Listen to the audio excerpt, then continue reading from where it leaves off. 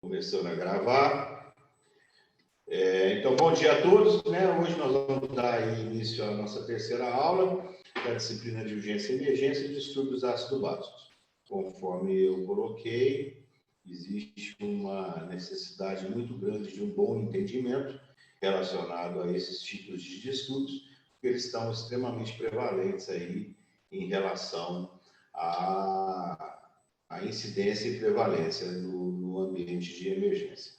Bom, gente, todo mundo sabe, né, que os distúrbios ácido-básicos, eles estão intimamente relacionados com o quê? Com o potencial hidrogênio iônico, com o pH, principalmente da onde? Do meio sanguíneo, tá certo? E onde nós temos que ter uma faixa de normalidade, né, para garantir que toda a homeostase, né, do organismo possa acontecer de uma maneira adequada. Todos sabemos que esse intervalo normal é o intervalo que se situa entre um potencial hidrogênio iônico de 7,35 a 7,45. Situações aonde nós teremos valores abaixo de 7,35 são caracterizados como quadros de distúrbios ácidos. Situações aonde nós teremos a apresentação de valores acima de 7,45, nós teremos então um evento denominado de estado de alcalose, tá certo? O que do ponto de vista prático, o que vai nos dar exatamente esse valor, né, de possível acidose ou possível alcalose? É exatamente a coleta, principalmente do sangue arterial daquele doente, né, que já foi submetido a tudo que vocês aprenderam aí, tá bom? Você está começando a buscar a causa da moléstia, está suspeitando de um distúrbio ácido básico, por exemplo, um paciente num quadro de uma cetoacidose, uma provável cetoacidose diabética, você quer realmente checar para ver se aquele pH vai estar baixo. Para isso, nós vamos nos utilizar do exame de gasometria arterial, tá? Que é coletado principalmente aí na artéria radial, né? Aonde nós colocamos essa amostra de sangue num aparelho denominado de gasômetro, e o gasômetro vai nos dar alguns parâmetros, como nós vamos ver aqui, que são importantes de forma a que nós possamos interpretar essa gasometria. Relembrando, né, que a fórmula do pH é uma fórmula clássica, tá certo? Extremamente antiga, desenvolvida por Henderson Hasselbalch, que é a equação, né? Aonde pH é igual a uma constante de pKa mais o log do ácido sobre a base, tá bom? Mais o log da base sobre o ácido. Perfeito. Nada mais que o gasômetro vai fazer é essa interpretação da fórmula e nos dá o resultado. Bom, de que maneira, gente, o organismo consegue fazer com que haja esse equilíbrio, tá certo? De que maneira o organismo consegue nos manter num pH fisiologicamente normal, o qual nós já dissemos que possui um intervalo que vai de 7,35 a 7,45. Ele tem mecanismos aí relacionados principalmente para o controle deste equilíbrio. Eles estão localizados nos pulmões e nos rins, tá? Os pulmões, eles vão controlar de uma maneira mais imediata, tá certo? Ao momento, né? Através de alterações na pressão parcial de gás carbônico, na PCO2, que é um dos componentes da gasometria arterial. Essa resposta é uma resposta mais rápida. É a primeira resposta que nós vamos ter no sentido de controle do distúrbio ácido básico que está ali acontecendo naquele momento. E em segundo lugar, do ponto de vista didático, né? Mas as coisas acontecem de forma simultânea. Porém, com uma resposta um pouco mais tardia, tá certo? Os rins, em seu mecanismo de absorção, reabsorção e excreção de bicarbonato, tá certo? Vão fazer com que haja um controle compensatório, tá bom? Daquele eventual distúrbio ácido ou básico com o qual o paciente está convivendo no momento em que chegou no nosso setor de emergência. Portanto, a resposta renal, guardem isso, resposta pulmonar rápida, imediata praticamente, resposta renal um pouco mais longa, no sentido de alteração do metabolismo do bicarbonato, no que diz respeito à excreção e à reabsorção, tá bom? Portanto, pessoal, o que vai, né, realmente ser assim a pedra angular deste controle, né, do pH sanguíneo é exatamente a relação bicarbonato-pressão parcial de CO2. E isso vai classificar, né, essa relação, ela classifica os distúrbios do equilíbrio ácido básico que os senhores e as senhoras vão presenciar, né, clinicamente no paciente e gasometricamente com o resultado do exame que foi coletado desse paciente. Perfeito? Bom, aqui nós temos uma amostra, né, de uma coleta de gasometria arterial. Na maioria das vezes, a gente consegue, né, coletar o sangue arterial. Ali, ó, vocês estão vendo, né? Palpou a artéria radial, uma agulha 25/7, com uma pequena seringa, um ângulo em torno de mais ou menos 45 graus com a pele, o bisel voltado para baixo.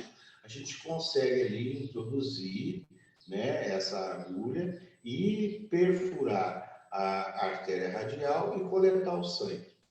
Lembrando que isso é um exame extremamente doloroso para o paciente, portanto, se o paciente estiver vigil, se o paciente estiver acordado, tem que dizer para ele que vai doer um pouquinho, tá bom? Em função de ser um procedimento doloroso, a gente deve evitar de ficar picando muito o paciente, tá bom? E existem situações nas quais, por exemplo, o paciente num choque, que vai ser tema de uma das nossas aulas aí, como ele vai ter uma baixa perfusão, né, digamos assim, de contingente circulatório, eventualmente a gente não consegue coletar essa gasometria arterial pela artéria radial. Aí nós vamos ter que procurar algumas alternativas de coleta, e a alternativa mais utilizada quando da impossibilidade da coleta do sangue pela artéria radial é exatamente a coleta na artéria femoral. Bom, outro detalhe, né? Sempre tomar cuidado em pacientes com distúrbios importantes de coagulação, né? Onde a gente vai ter um tempo de atividade de protrombina, um tempo de tromboplastina parcial ativada, uma normativa, um índice normativo rátio alargado ou um quadro de plaquetopenia, quando vocês devem avaliar sempre o risco, o custo e o benefício da coleta de uma gasometria arterial, exatamente porque, vocês concordam, ele está com distúrbio de coagulação, na hora que você coloca a agulha lá, você lesiona o endotélio arterial e você não vai ter, às vezes, plaqueta ou fatores de coagulação adequados para fazer a coagulação. E, consequentemente, nós vamos ter a formação de um hematoma. Daí eu sempre falo para os meus residentes, para os meus alunos, tá certo? Quando for coletar e o paciente estiver nessa situação, fazer uma compressão eficaz, né? Um pouco mais duradoura no local da punção, para se evitar a formação de um hematoma. No canto inferior direito, nós temos aí o exemplo de um aparelho de gasometria automatizado. Você, então, pega essa amostra que foi coletada, né? A imagem que nós estamos vendo acima aí, colocamos no hemogazômetro, e o hemogazômetro vai nos fornecer, então, né, a nossa tão esperada fita de gasometria. E quais são os valores e o que vocês vão avaliar principalmente, tá certo? Assim, existem outras variáveis que são apresentadas, né, no resultado da gasometria, mas agora, para o momento, o que eu quero que vocês tenham em mente é o seguinte: o potencial hidrogênio único, o pH, com a sua faixa de normalidade em 7,35 a 7,45, a tensão de CO2 entre 35 e 45 milímetros, a pressão parcial de oxigênio variando entre 80 a 100 milímetros de mercúrio, o HCO3 ou bicarbonato com uma linha variável entre 22 a 26, e embaixo nós vamos ter aí a saturação de oxigênio, que cortou, que é em torno de aproximadamente aí acima de 94%. Tá bom? Portanto, uma vez coletado, colocado no hemogazômetro, nós vamos pegar a gasometria e já vamos começar a fazer a primeira interpretação, né, desse exame, que vai se basear principalmente nos quadros de acidose ou de alcalose. A acidose, ela vai estar relacionada a excesso de ácido no sangue com redução do pH sanguíneo. Então, consequentemente, nós vamos ter aí um pH menor que 7,35, tá bom? E depois nós vamos aprender a classificar essa acidose em acidose respiratória ou acidose metabólica. Aí sim vai depender de um daqueles controles que eu falei para os senhores e para as senhoras, relacionados à atuação pulmonar e à atuação renal. Já a alcalose, ela vai estar relacionada a excesso de base no sangue, com aumento do potencial hidrogênio ou pH sanguíneo, e normalmente acima de 7,45. Correto?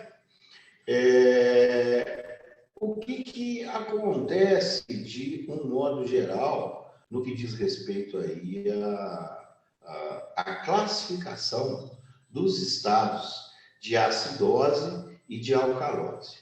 Nós vamos sempre, gente, em termos de distúrbios primários, que é aquilo que a gente tem que se basear no início do atendimento do paciente na sala de emergência, se esse quadro de acidose, por exemplo, está relacionado com uma acidose respiratória, tá certo?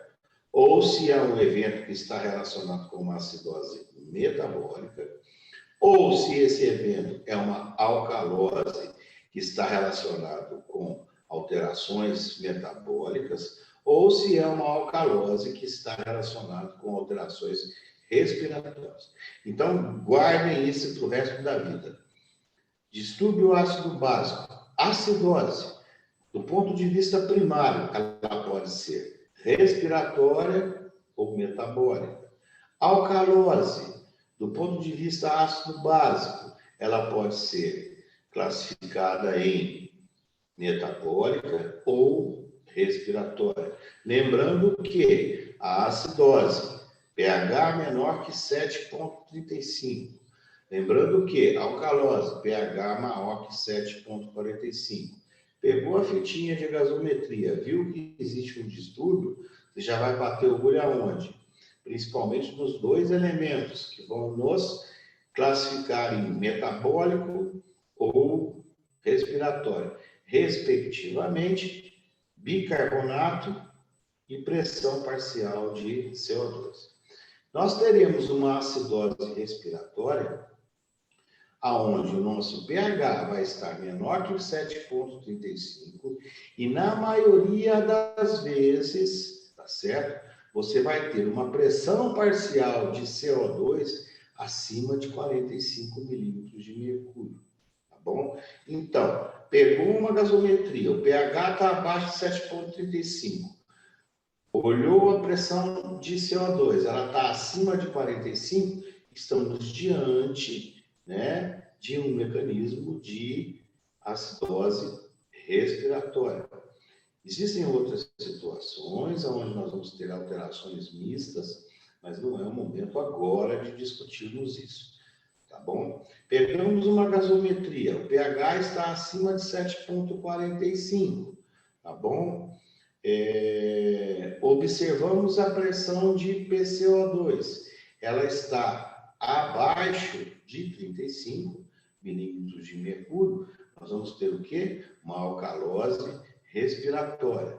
Pegamos uma gasometria, essa gasometria nos exibe o pH menor que 7,35, olhamos a PCO2, ela está normal, vamos ao bicarbonato, esse bicarbonato está abaixo de 22 milimol, tá? Nós estaremos diante do quê? De uma acidose metabólica. E isso, gente, é muito importante, principalmente quando nós vamos estudar quadros de insuficiência respiratória aguda, tá bom?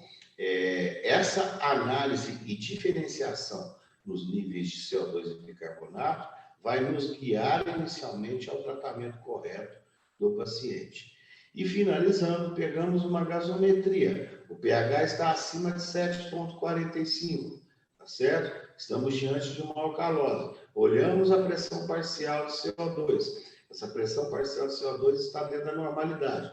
Porém, o bicarbonato está acima de 26 ou de 28 milimol. Estamos diante de um quadro de uma alcalose metabólica. Tudo bem? Bom, conforme eu coloquei para vocês, né, inicialmente, os distúrbios ácido-básicos, então, né, eles vão ter as suas respostas compensatórias. Daí a importância desses dois fatores determinantes, que são pressão parcial de CO2 e a pressão e o nível de bicarbonato, né? Por quê? Porque eles que vão dar a resposta compensatória fisiológica inicial do organismo frente a esses distúrbios. Conforme eu coloquei, a resposta imediata é a ventilação, que vai alterar principalmente a pressão parcial de gás carbônico. E a resposta tardia, que pode aí ser finalizada de forma exitosa após até 48 horas, é a resposta renal, tá bom?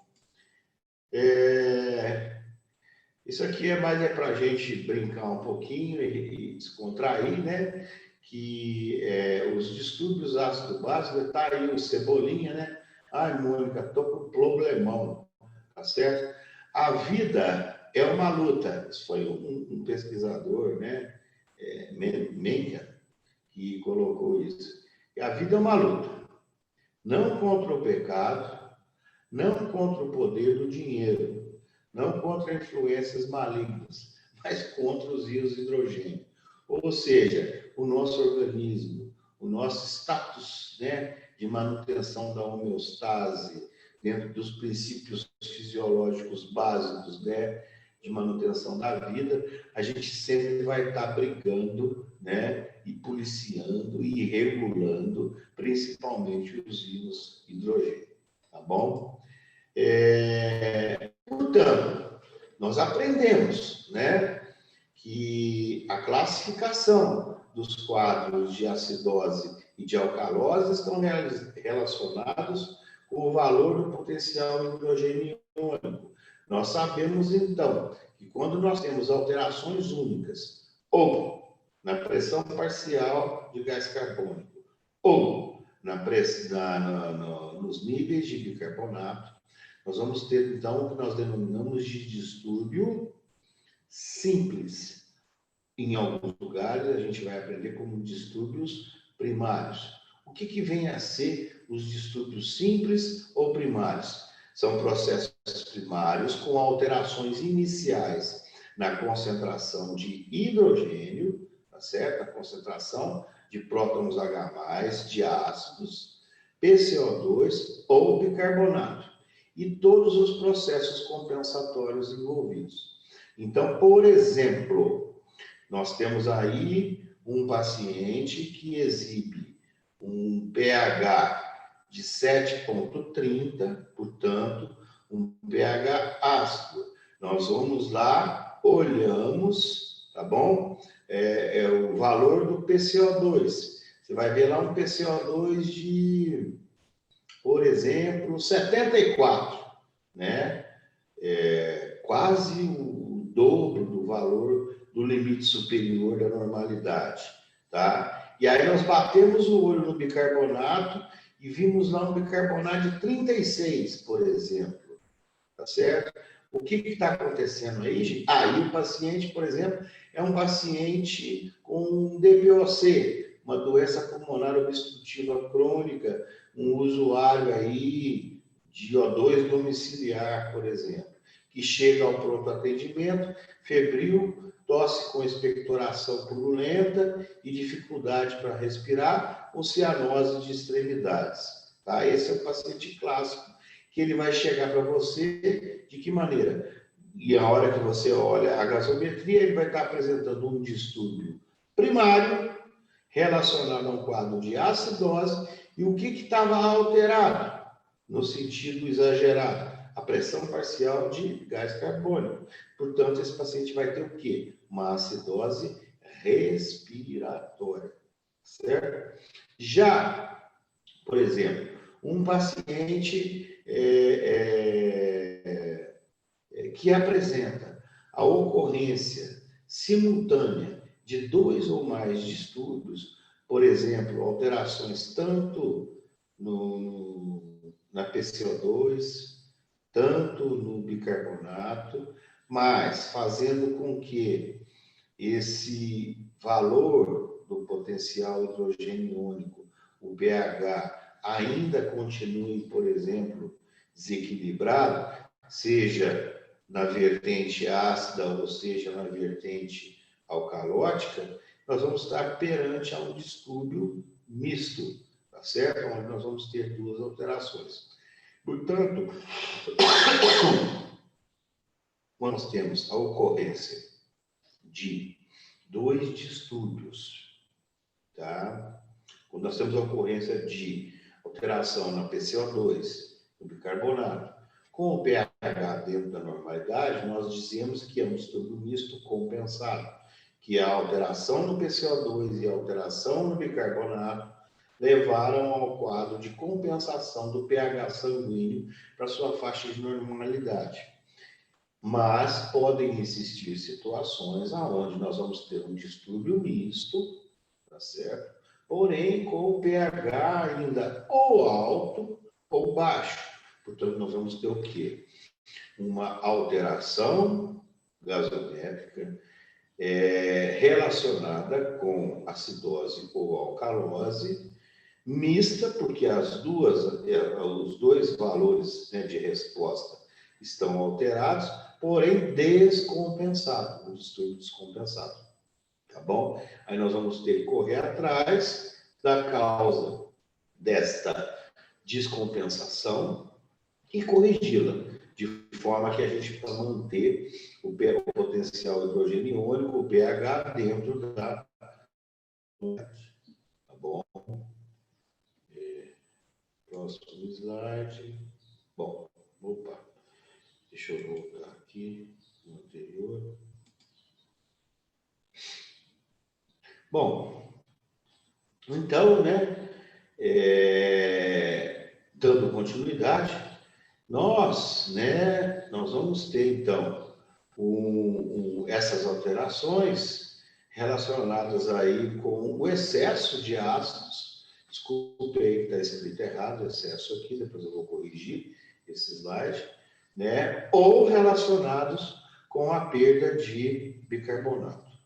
Consequentemente, nós vamos ter aí a acidose metabólica, tá certo? Essa acidose metabólica, como nós aprendemos na disciplina de urgência e emergência 1, principalmente, não sei se os senhores, as senhoras se lembram, nas intoxicações por dietilenglicol ou metanol, nós temos casos aí importantes de acidose metabólica, nós sempre, perante um quadro de acidose metabólica, é condição sine qua non, né? Eu já falei isso lá atrás e volto a falar de novo. É inadmissível que você não interprete um quadro, uma gasometria arterial que exibe um quadro de acidose sem classificá-la de acordo com o Anion Gap, tá? E relembrando o que vem a ser Anion Gap, tá certo? O Anion Gap são as bases fortes, né, que nós temos dentro do organismo, que vão exatamente tentar fazer um sistema tampão. São duas as fórmulas que nós podemos utilizar para a classificação do Anion Gap, tá bom? A primeira fórmula, ela inclui sódio e potássio, e a segunda fórmula, que normalmente é a fórmula que eu uso e a maioria dos outros colegas médicos emergencistas ou intensivistas usam, que é o Anion Gap, aonde nós vamos ter aí o valor do sódio menos o cloro mais o bicarbonato.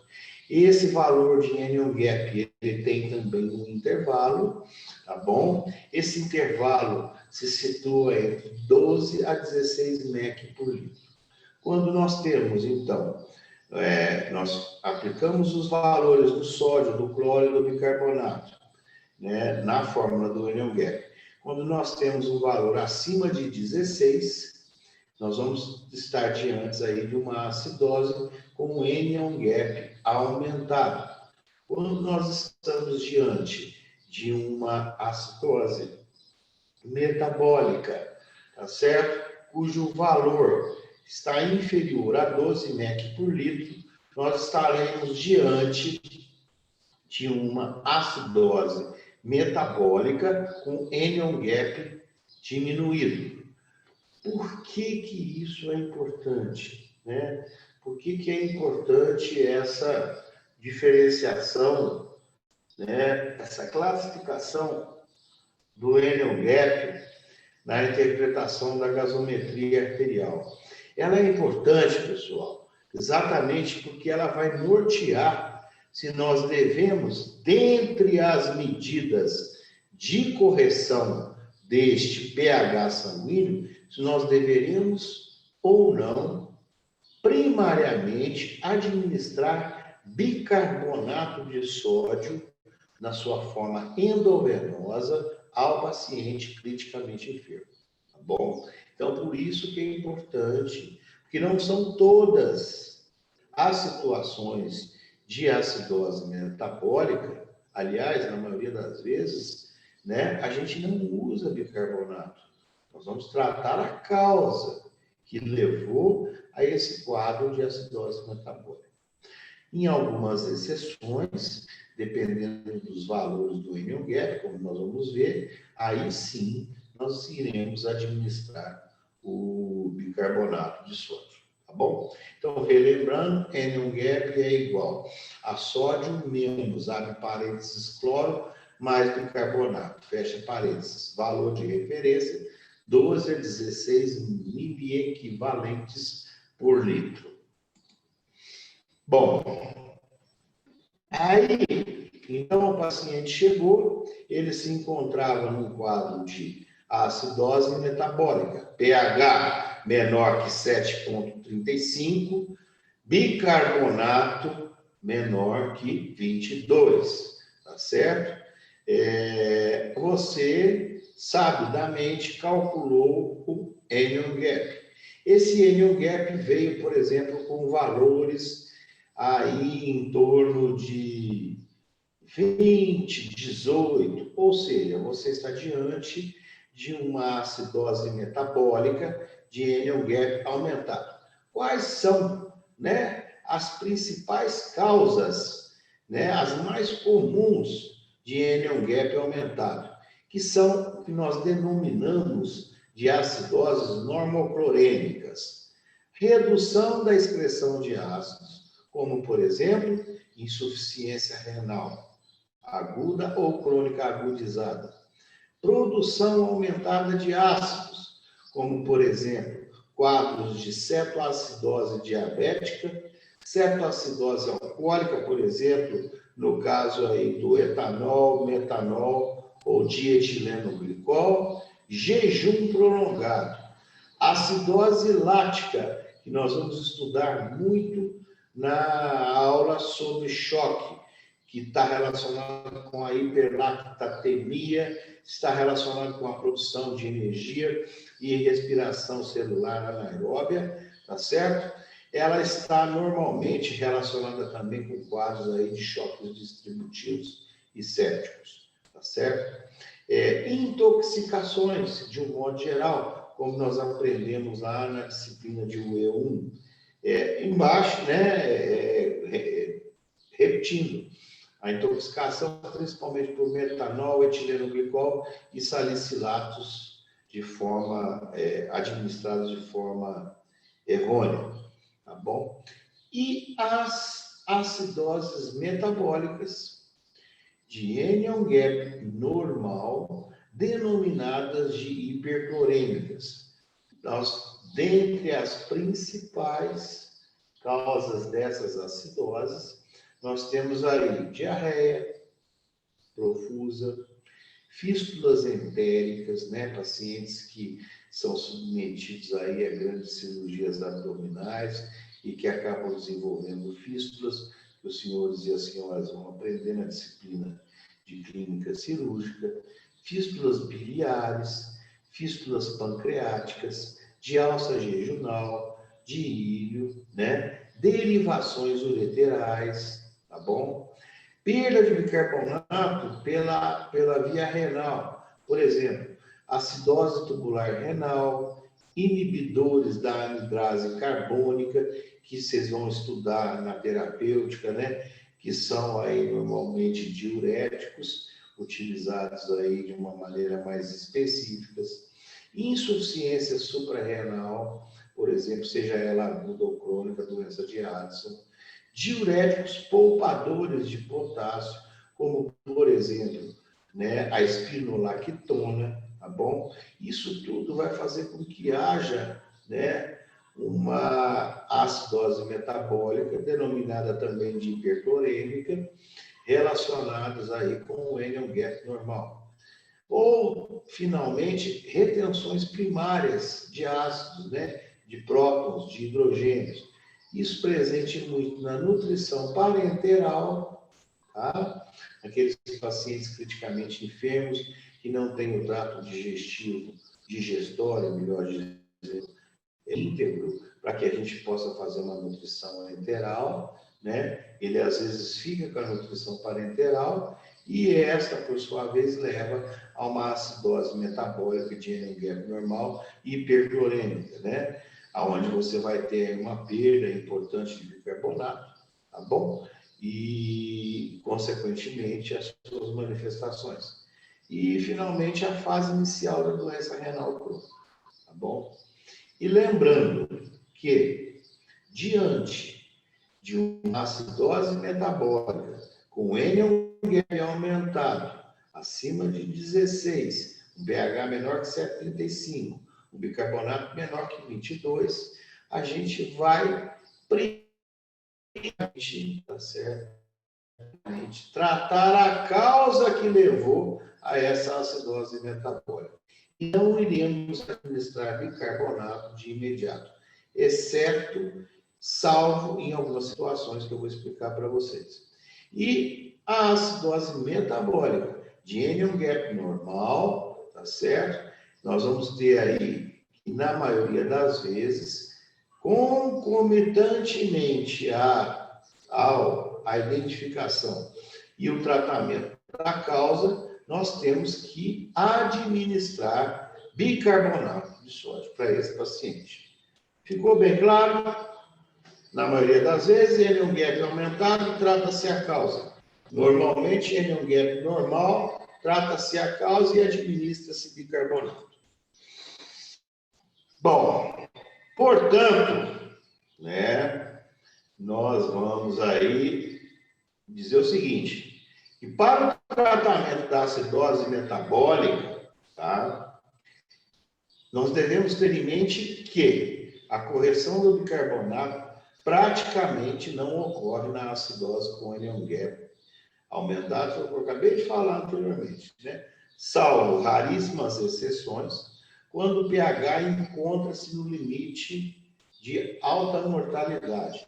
Qual que é esse pH? Que normalmente nos autoriza a fazer uma pequena correção de bicarbonato, mesmo diante de uma acidose com anion gap aumentada. Normalmente um pH menor que 7,2 e um bicarbonato menor que 10, tá certo? Que são exibidos na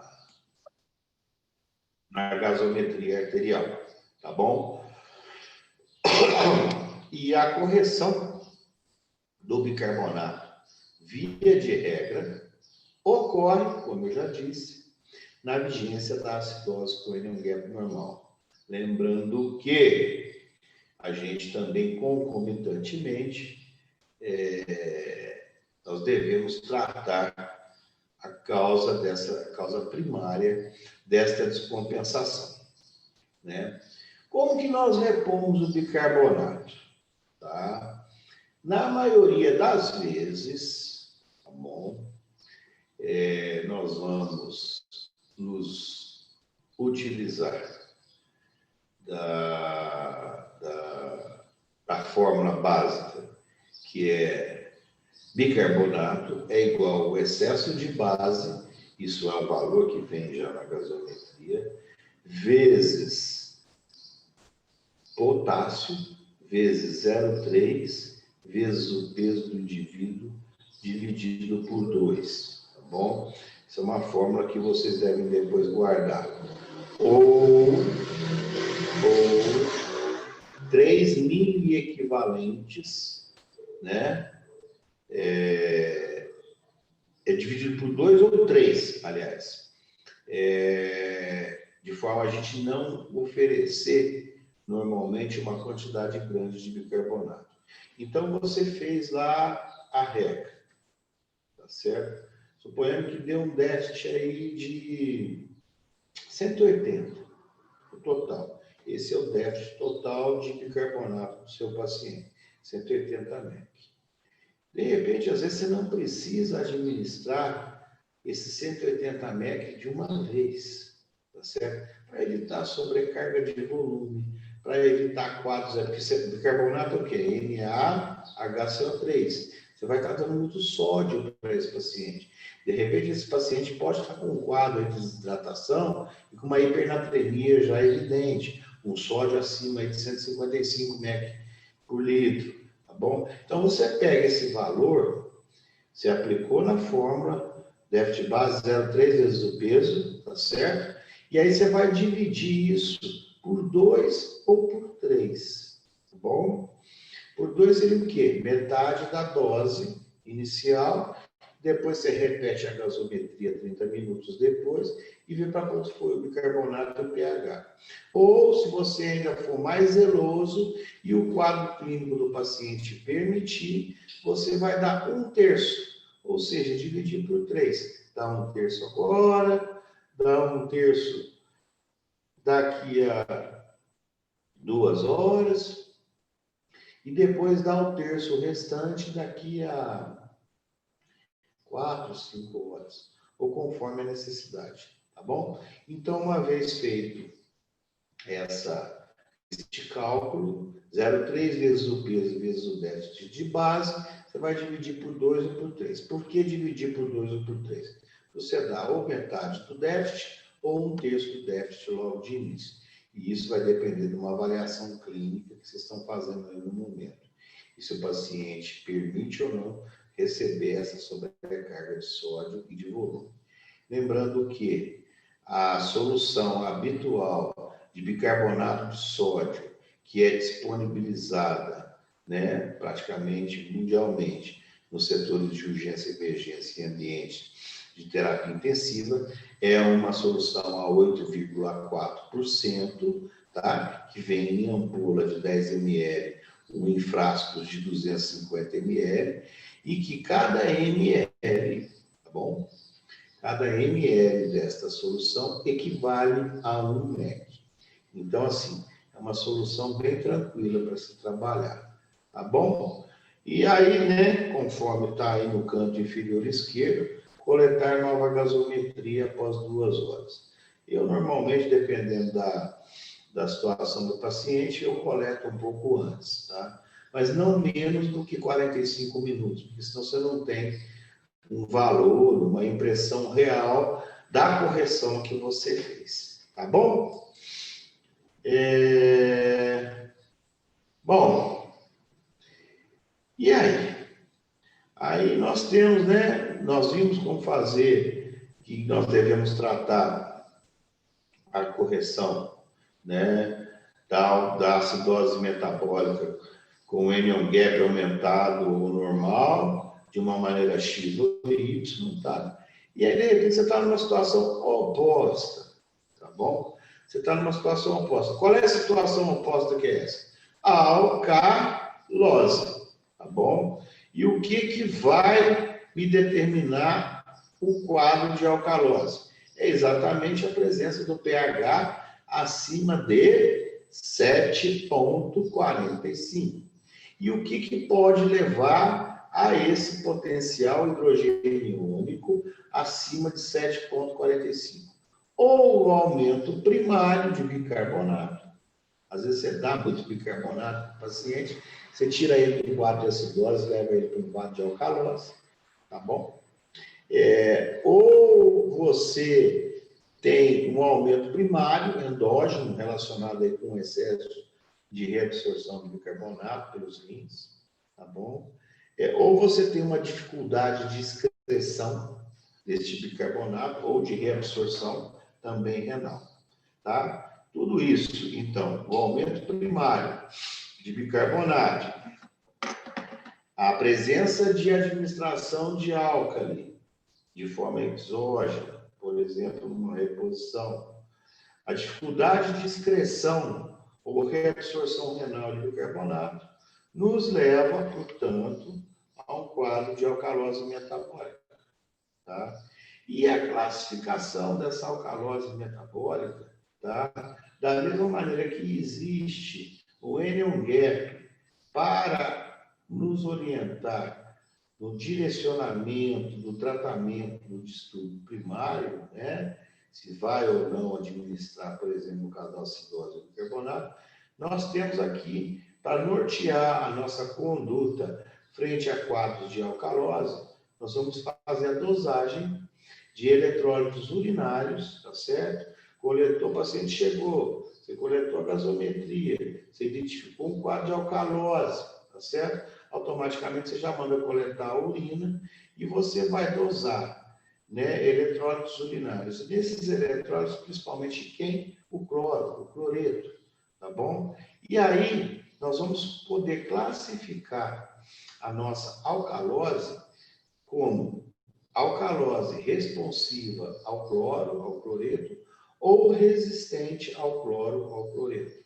Quando nós estamos de frente a uma dosagem de eletrólitos urinários, aonde nós temos em uma amostra isolada um valor de cloro maior do que 20 miliequivalentes por litro, nós vamos ter o quê? Uma alcalose resistente ao cloro.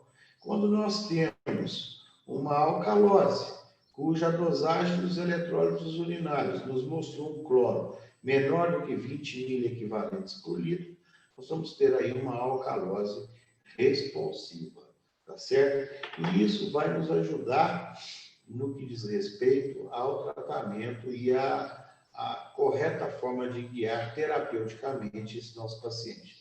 Então, lembrando, mais uma vez, Nos casos de acidose, não se esqueçam do NO-GAP.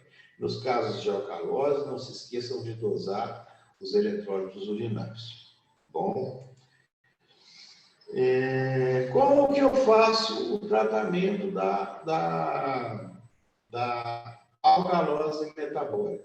Que é aquela cujo bicarbonato vai estar acima de 26 ou 28, dependendo do referencial gasométrico, e o pH necessariamente acima de 7,45. Primeiro, como do próprio tratamento da alcalose, da acidose metabólica, desculpa, gente, nós vamos fazer o tratamento etiológico específico, né? Vamos buscar causas, possíveis causas que podem estar levando o paciente a esse quadro. 7,60, ou um paciente sintomático, com alterações neurológicas, queda do nível de consciência, a gente vai ter que tratar. Até 7,55, 7,58, a gente observa, né, esse paciente. Mas se tiver um pH acima de 7,60, da mesma maneira como se a gente tiver um pH menor que 7,20, com bicarbonato menor que 10, nós temos que tratar, independentemente de NO-GAP aumentado ou diminuído. No caso da alcalose, maior que 7,6, a gente tem que tratar. A maioria dessas alcaloses, tá? Elas vão ser cloreto responsivas, tá bom? Quando você faz a dosagem dos eletrólitos urinários. Nós vamos tentar fazer o que com esse paciente? Nós vamos tentar manter ele dentro da euvolemia, calculando o déficit de água livre. Nós vamos estudar em distúrbios hidroeletrolíticos, principalmente relacionados com alterações no nível sérico de sódio. Então, não se preocupem, tá? Mas existe uma fórmula para isso. Nós vamos repor o cloro através aí da infusão de cloreto de sódio, né? Do soro fisiológico a 0,9%. Se esse paciente fizer uso de diurético, nós vamos suspendê-lo. Se esse paciente estiver fazendo uso de antieméticos, né? Como bromoprida, metoclopramida, nós vamos suspendê-los. Se ele estiver fazendo uso de bloqueadores da secreção gástrica, como a cimetidina, famotidina, nós também vamos interromper, porque são drogas que notadamente levam a quadros de alcalose, e corrigir também os déficits de potássio, as hipocalemias, ou, né, que também estão lá relacionados aos 5Hs, vocês se lembram? Acidose, hipercalemia, hipocalemia, né, hipovolemia, e normalmente a gente faz a correção com cloreto de potássio a 10% ou a 19,1%. Mas isso também nós vamos estudar na aula específica de distúrbios hidroeletrolíticos relacionados aí ao potássio. Quando nós vamos fazer a reposição, portanto, do cloro, se o cloro está muito baixo, né, nós vamos repor com soro fisiológico, tá bom? E de que maneira nós vamos saber qual é a quantidade que nós vamos ter aí, nós vamos ter que administrar de soro fisiológico? Através da fórmula do déficit de cloreto com o volume HCl é 0,9%. Qual que é o déficit de cloreto? É 0,3 vezes o peso, vezes 100, menos o cloro plasmático, tá certo? E uma vez obtido esse valor, nós dividimos, né, o déficit de cloreto encontrado por 154. Por que 154, gente? Já adiantando a nossa aula posterior aí, já definida no calendário, aí com distúrbios de sódio. E 154 MEC, 154 é exatamente a quantidade de MECs de sódio que nós temos em 1 litro de soro fisiológico. Então, por isso que a gente vai, portanto, ficar sabendo quantos litros ou mLs de soro fisiológico nós vamos ter que administrar nesse paciente num franco quadro de alcalose metabólica. Já nos pacientes cloreto resistentes, a gente tem que tratar a causa da mesma maneira que os pacientes com acidose metabólica com N gap aumentado.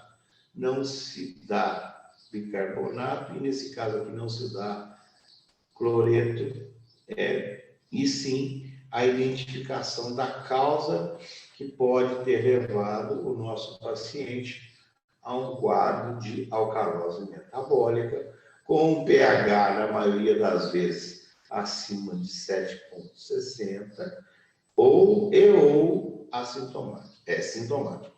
Na maioria das vezes, as causas são muito variáveis, tá bom? Nós temos que repor potássio, nós temos que suspender IECAS, tá certo? Aliás, nós temos que repor o potássio, por vezes, medicamentos, né, inibidores da enzima de conversão de angiotensina. Nós temos que rever aí o uso da espironolactona, né, que é um diurético poupador de potássio.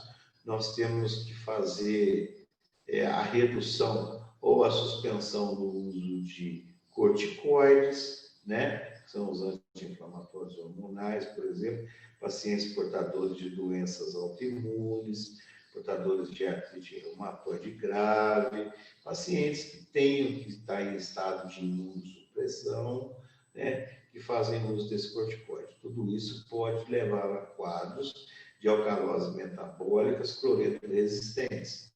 Temos aí que suspender o uso de acetazolamida, que é um diurético que vai poupar bicarbonato, e por vezes nós temos aí tumores grandes de produtores aí de hormônios que induzem ao acúmulo de bicarbonato no organismo, principalmente tumores de origem hipofisários, tá certo? Às vezes você tem que também já pensar em indicar um tratamento definitivo, que é a remoção da causa primária. Tá bom? Então, da mesma maneira que na acidose metabólica, quando formos tratar a alcalose metabólica, sempre lembrar em pacientes cloreto resistentes e pacientes não cloreto resistentes. Tá bom?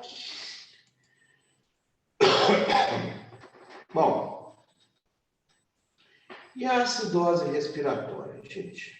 Tá? Que nós vimos os distúrbios metabólicos, tá bom? Nós vimos aí a acidose metabólica e a alcalose metabólica, tá? Com seus pontos mais importantes. Mas nós temos também a acidose respiratória e a alcalose respiratória. O tratamento da acidose respiratória, praticamente o quê? O tratamento consiste na detecção da causa. É aquela gasometria que nós vamos pegar no paciente em franco quadro de insuficiência respiratória, na maioria das vezes, com sinais clínicos de baixa perfusão tecidual, com uso de musculatura acessória, com saturação abaixo de 94%, tá certo? Em alguns casos abaixo de 88%, como já crônicos e agudizados, tá bom? É aquela gasometria que vai nos exibir o quê? Um pH menor que 7,35, com uma PCO2 acima de 45, sem compensação pelo bicarbonato. As principais causas: obstrução, tudo aquilo, tá?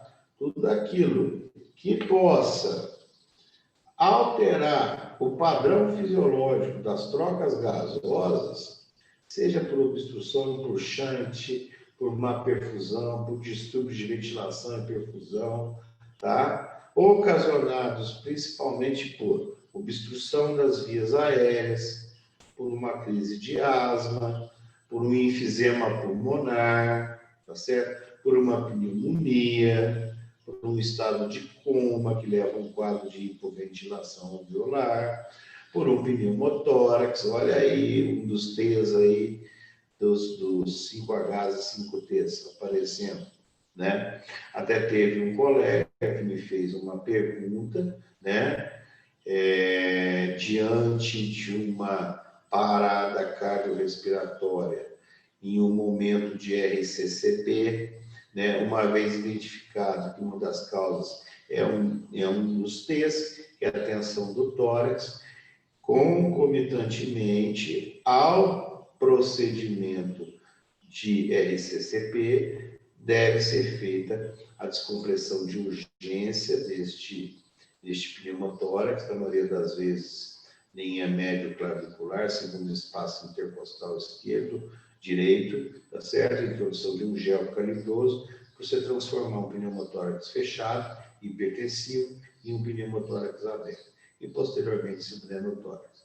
Mas aí, um pneumotórax vai dar sim uma gasometria com um pH diminuído, associado a um quadro aí de PCO2 aumentado, traumatismos crânioencefálicos, torácicos, edemas pulmonares, por exemplo, um edema agudo de pulmão, de origem cardiogênica ou hipertensiva, uma bronquite, né? Ação de drogas depressoras do sistema nervoso central, e vocês são craques em me dizer agora, por exemplo, a morfina, né? Pode levar a um quadro aí de acidose respiratória, por hipoventilação alveolar, fibroses pulmonares extensas, doenças desmielizantes, como, por exemplo, a polineuropatia desmielizante ascendente periférica, que é denominada de síndrome de Guillain-Barré, né? Enfim, aí vão uma série de causas. Portanto, o importante é o seguinte, é óbvio, você vai oferecer O2, se o paciente precisar de uma via aérea definitiva, você vai oferecer, né? Você vai proporcionar essa via aérea, etc. Mas a gente só vai conseguir resolver a situação tratando a causa dessa acidose respiratória. Já a alcalose respiratória, né? Por exemplo, dor, ansiedade, hipoxemia, né? Cirrose hepática, nós vamos estudar na aula de insuficiência hepática aguda, doenças pulmonares restritivas, tá certo?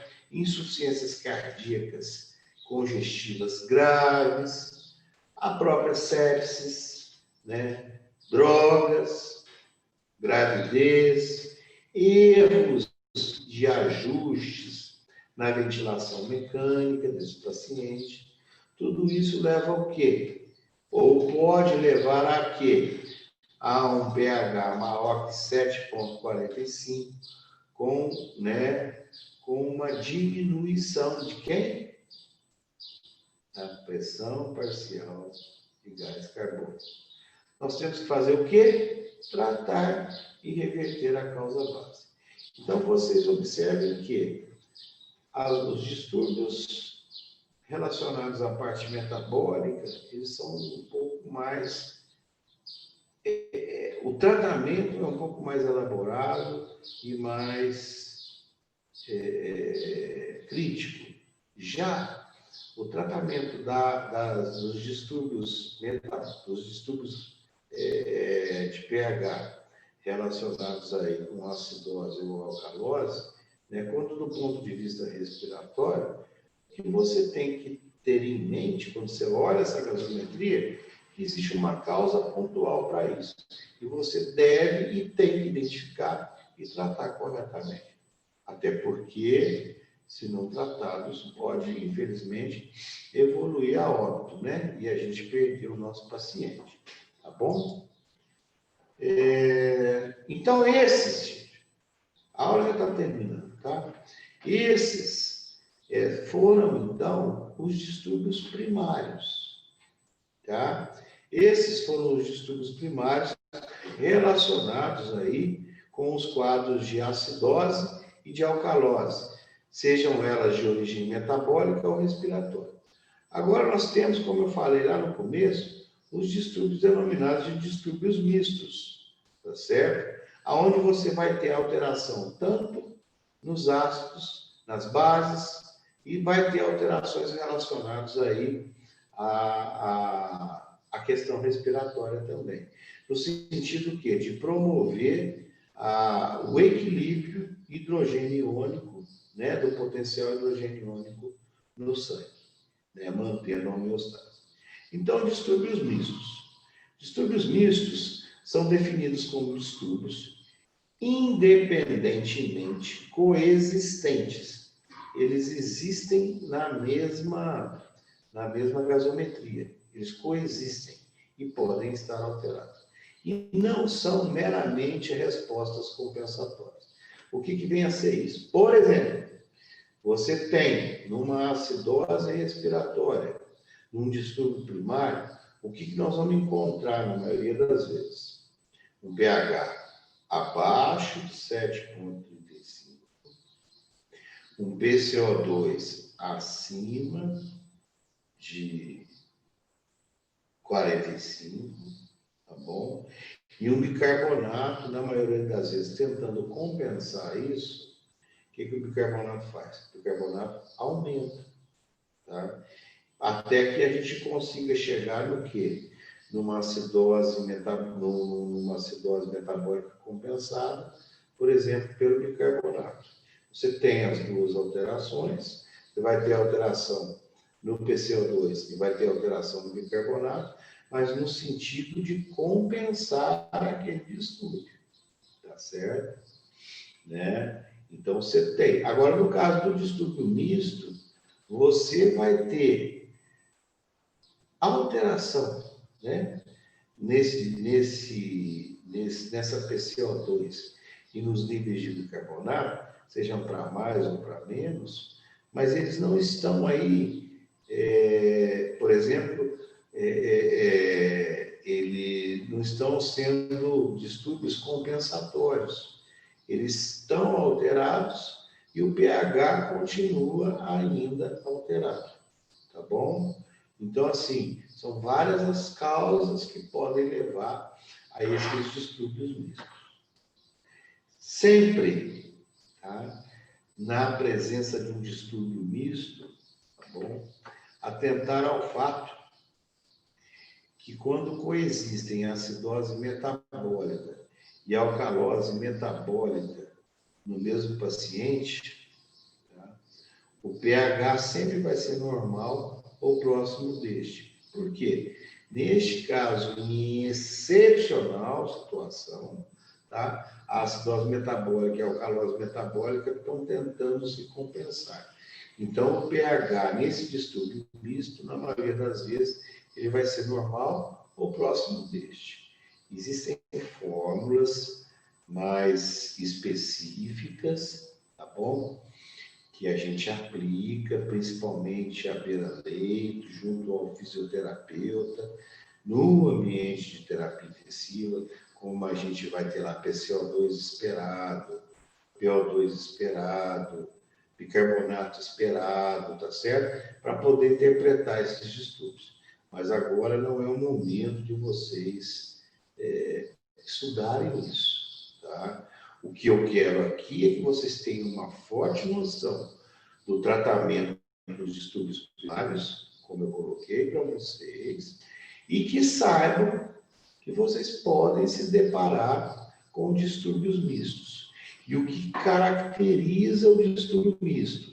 As alterações que coexistem de forma independente, relacionadas aí a bicarbonato e pressão parcial de gás carbônico, tá bom? Exibindo um potencial hidrogênio iônico ou alcalótico ou acidótico. Ficou claro? Eu sei que distúrbio misto é um capítulo da terapia intensiva, é um capítulo da ventilação mecânica, mas que não é o momento aqui da gente discutir. A gente pode passar horas aí falando sobre isso. Perfeito? Bom, olha aí exemplos, para vocês entenderem mais ou menos o que são os distúrbios mistos. Nós temos um pH de 7,05. Então, é um pH o quê? baixo de acidose. Nós temos uma PCO2 de 55. É o quê? Uma PCO2 alta. Então, portanto, uma acidose respiratória. Nós temos o quê? Um bicarbonato de 8. Esse bicarbonato de 8 está o quê? Está baixo. Então, a gente tem o quê? Uma acidose metabólica. Portanto, nessa gasometria, o que nós vamos ter? Você está diante de uma gasometria onde exibe um pH de 7,05, um PCO2 de 55 e um bicarbonato de 8. Nós temos uma acidose mista. Por que mista? Porque tanto a PCO2 está levando ao quadro de acidose, por estar muito alta, e o bicarbonato levando ao quadro de uma acidose metabólica, porque ele está muito baixo, né? Está bem baixo, inclusive, né? Está abaixo de 10. Então, nós temos aí o quê? Uma acidose mista, tá bom? Vocês veem que é exatamente o que eu falei no slide anterior. Eles coexistem, as alterações coexistem de forma independente. Próximo exemplo. Exemplo 2. pH de 7,31. É um pH o quê? Ácido. Acidose metabólica. Uma PCO2 de 52. Está baixa, alta ou normal? Está alta. 35 ou 45. Portanto, esse paciente já tem o quê? Uma acidose respiratória. Porém, nós temos o quê? Um bicarbonato de 19, que está menor do que quanto? Está menor do que 22. Portanto, nós temos o quê? Uma acidose metabólica. De novo, nós temos o quê? Acidose mista. Conforme está embaixo, né? Que eu utilizei esse slide da aula de uma professora de fisiologia conhecida, as duas alterações de sistemas diferentes vão diminuir o pH. Mais um exemplo. Exemplo 3. O que nós temos? pH de 7,49. Portanto, é um quadro de alcalose. pH maior que 7,45. Mas nós temos o quê? Uma PCO2 de 31. Alcalose com PCO2 baixo vai me remeter a que distúrbio primário? Vai me remeter ao distúrbio de alcalose respiratória, tá certo? Mas, ao mesmo tempo, eu tenho o quê? Um bicarbonato de 32. Qual é o valor normal de bicarbonato? 22 a 26 ou 22 a 28.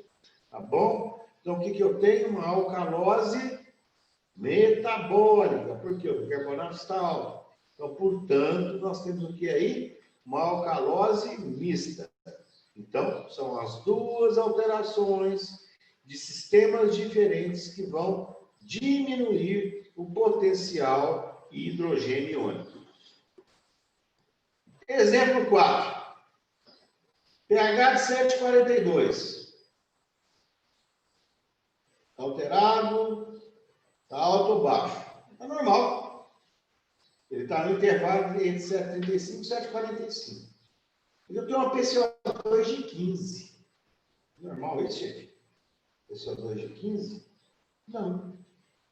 Né? Eu tenho o quê? Eu estou com PCO2 muito baixo. Significa que esse paciente, do ponto de vista clínico, ele está o quê? Está hiperventilando. Tá? Então, nós vamos ter o quê? Nós vamos ter aí um distúrbio misto já compensado pelo PCO2. Por que eu falo que é um distúrbio misto compensado? Porque o pH está dentro da faixa de normalidade. E o que também está ajudando a compensar esse pH? Como é que está o bicarbonato aí? 22 a 26, 22 a 28, está com 9 de pique. Quer dizer, ele está exaurindo. Esse paciente encontra-se no quadro de uma acidose brutal, porém, o seu momento fisiológico está fazendo com que, através de uma hiperventilação, ele abaixando o PCO2, ele está conseguindo manter esse pH de 7,42, bem como, através das reservas da resposta renal, com esse já bicarbonato quase no seu limite mínimo, né, de compatibilidade com a vida, ainda mantenha esse pH na normalidade. Quer dizer, esse é um paciente que, obviamente, a gente vai ter que ter aí uma ação incisiva no sentido de tratamento e de descobrimento da causa, né? Mas é o que? É o distúrbio misto compensado. Bom, então, vamos lá. E agora? O pH normal não exclui, nesse caso, que não haja nenhum distúrbio ácido básico. Ou seja, por quê? Porque está compensado. Mas aí você avaliando, né, as principais variáveis, HCO3 e PCO2, nós vamos ter o quê? O distúrbio misto de acidose metabólica com alcalose respiratória. Um está compensando o outro. Quem compensa aqui? Aí nós vamos ter que investigar as causas. Tá bom? Aí, se caso você quiser, né, e tiver tempo ali no momento, antes desse doente ser transferido para um ambiente de UTI ou do tratamento definitivo da causa, você pode, né, como o pH está normal, você lembra que eu falei que existem algumas fórmulas lá, né? Você pode aplicar a fórmula de compensação nas duas alterações que nós encontramos.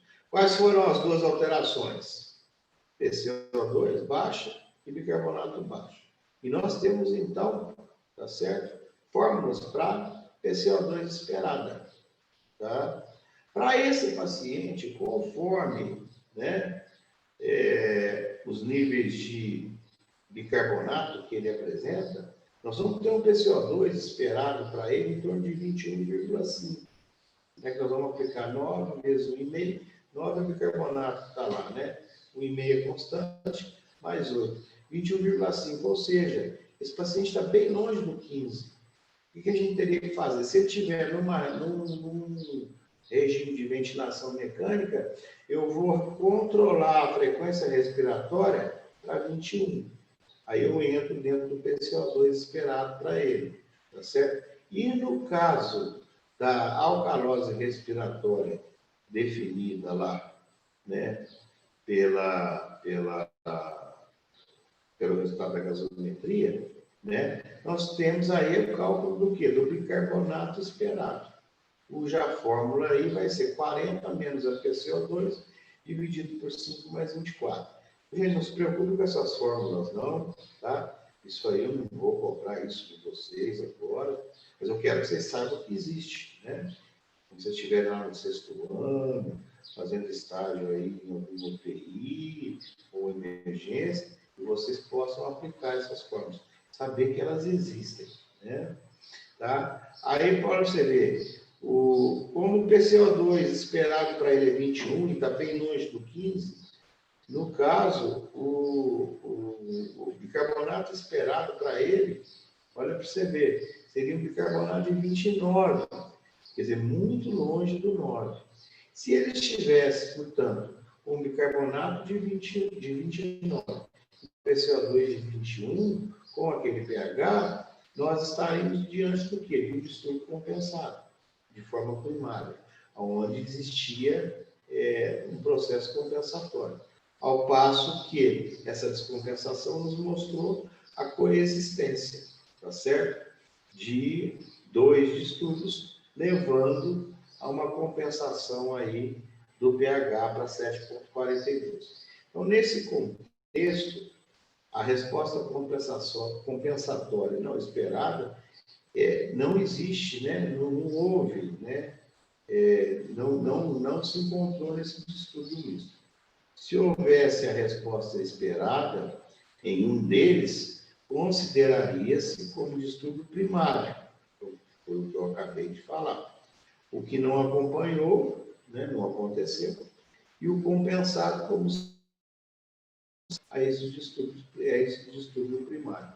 Então, vocês veem como os distúrbios mistos, eles são complexos, para a gente poder atuar. E aí, uma vez identificado esse distúrbio misto, aí nós vamos ter aí, se o paciente estiver entubado, né, nós vamos ter aí um arsenal de ajustes na ventilação mecânica. E é claro, né, já identificando a causa que está levando àquela descompensação mista.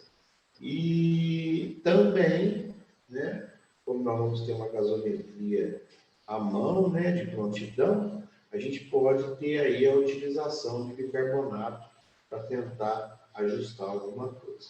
Tá certo? Bom, então, em relação a distúrbios ácidos básicos, era isso que eu tinha para falar para vocês, tá certo? Eu espero que vocês tenham aí adquirido um conhecimento básico no que diz respeito a distúrbios ácidos básicos e agradeço a todos. Um grande abraço aí.